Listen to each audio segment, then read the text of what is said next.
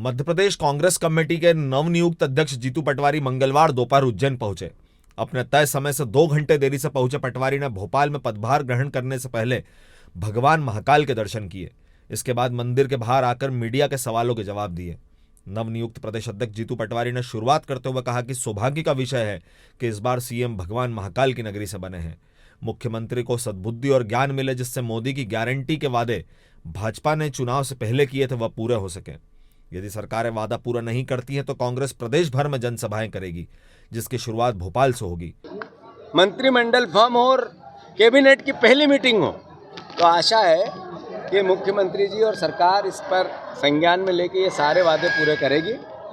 अन्यथा मध्य प्रदेश पूरे में कांग्रेस पार्टी का विपक्ष का कार्यकर्ता उन बहनों और किसानों के हितों के लिए, युवाओं के हितों के लिए,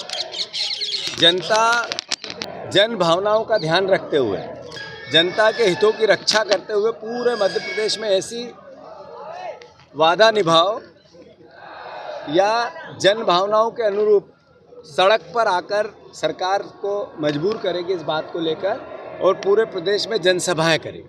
पटवारी ने तंज कसते हुए कहा कि बहनों को 3,000 रुपए देने का वादा करने वाले शिवराज भैया तो अब सीएम नहीं रहे, लेकिन जीतू भैया हैं। सबसे महत्वपूर्ण, बहनों से शिवराज भैया ने कहा 3,000 रुपया आपको खाते में डालेगा चुनाव बाद तुम्हारा शिव भैया मामा। मैं भैया हूँ, मेरी बहनों के खातों में 3,000 डालूंगा। मध्य प्रदेश विधानसभा में पूर्व मंत्री पंडित जवाहरलाल नेहरू की तस्वीर की जगह संविधान निर्माता डॉक्टर भीमराव अंबेडकर की तस्वीर लगाने के सवाल पर जीतू पटवारी ने कहा कि बीजेपी महापुरुषों में बंटवारा चाहती है। आज की भाजपा पंडित अटल बिहारी वाजपेयी की विचारों वाली भाजपा नहीं है। अंत में उन्होंने कहा कि प्रदेश समृद्ध बने और देश में नंबर 1 हो, यही कामना बाबा महाकाल से की है। आगामी लोकसभा चुनाव में कांग्रेस प्रदेश की सभी 29 सीटें जीते, ऐसी इच्छा है। इसकी रणनीति भी जल्द बनाई जाएगी। भारत की आज़ादी के नायक थे महात्मा गांधी, संविधान निर्माण के नायक थे बाबा साहब अम्बेडकर और देश निर्माण के नायक थे पंडित जवाहरलाल नेहरू।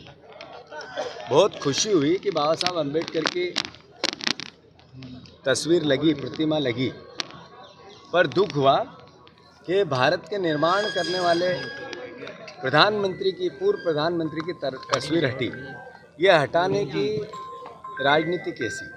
ये नफरत किसी महापुरुष से जिसने देश की आज़ादी के लिए सालों जेल में बिता दिए, देश के निर्माण के लिए सर्वोच्च निछावर कर दिया, उससे ये नफरत क्यों?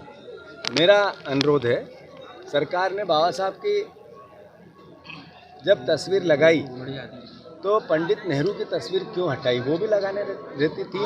तीन तस्वीर की व्यवस्था करती तो ज़्यादा अच्छा था। भारतीय जनता पार्टी ने चुनौती दी है अटल बिहारी वाजपेयी के उस विचार को, जिन्होंने संसद में नेहरू जी की तस्वीर देख के कहा था तस्वीर कहाँ गई, और उन्होंने उस तस्वीर के लिए प्रयास किए और फिर से लगवाई। मतलब आज की बीजेपी पंडित अटल बिहारी वाजपेयी की बीजेपी नहीं है, उनके विचार की बीजेपी नहीं है। वो बीजेपी जो महापुरुषों में बंटवारा करना चाहती है वो बीजेपी है। हम निंदा करते हैं कि पंडित जवाहरलाल नेहरू की तस्वीर को इन्होंने वहाँ से हटाया, और स्वागत भी करते हैं कि अंबेडकर जी की तस्वीर को उन्होंने लगाया। मैं मानता हूँ भारतीय जनता पार्टी को महापुरुषों में भेद नहीं करना चाहिए और हटाने की राजनीति से बचना चाहिए।